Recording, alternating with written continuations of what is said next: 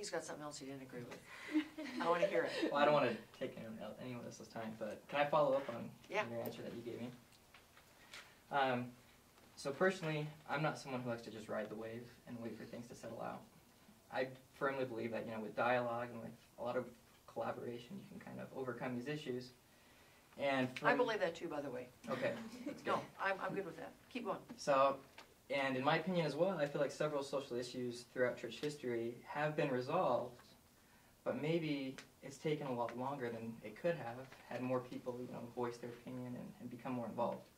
So, what's your opinion on the level at which we should involve ourselves regarding church policy and doctrine and putting our own opinion in, I think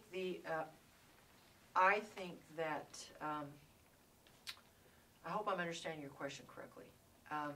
I think there's huge amount of effort to be expended that we should expend in help in asking the Lord to help us understand. But I don't really think prophets, seers, and revelators care about what you and I think. I don't think that's how revelation isn't received bottom up.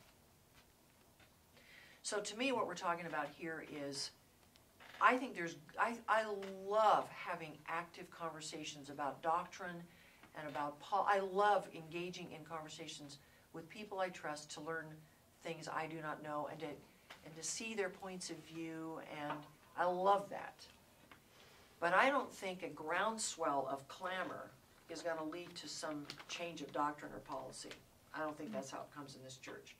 And that goes all down to receiving a testimony that prophets, seers, and revelators really are. And I do believe that they are. And I don't think that's how it happens. I don't believe it. I don't believe that it's, well, the people clamor and that leads to revelation.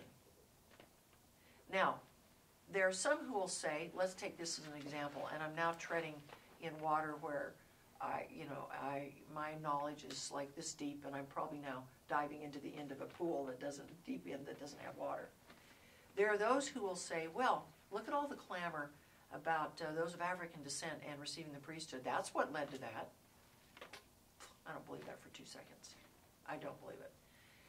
I don't know much, but I know a little bit about, because I've actually had prophets, seers, and revelators who were in the room when that happened. I've had discussions about some of that, and they've talked about some of that.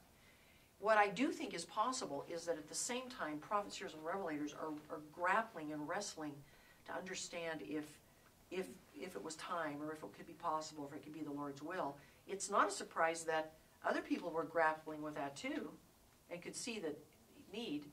But I don't think the people led President Kimball to ask the Lord, well, everybody's upset about this. Can't you just change the rule? No, I just don't buy that. There's not any part of me that believes that how it's happened. But I can believe that there's a concurrent thing going on where a whole lot of people are thinking about it, wrestling with it, and maybe kind of churned up about it. At the same time, prophets are seeking the will of the Lord. But I don't think a dialogue leads the brethren to act.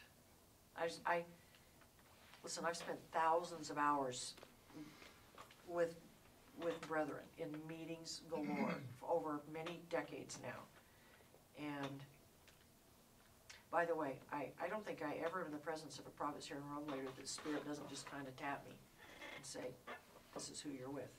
And I believe it, I know it, I feel like I've been told that so many times. And I don't think that social clamor is what leads to revelation. I just don't think that's how the Lord works.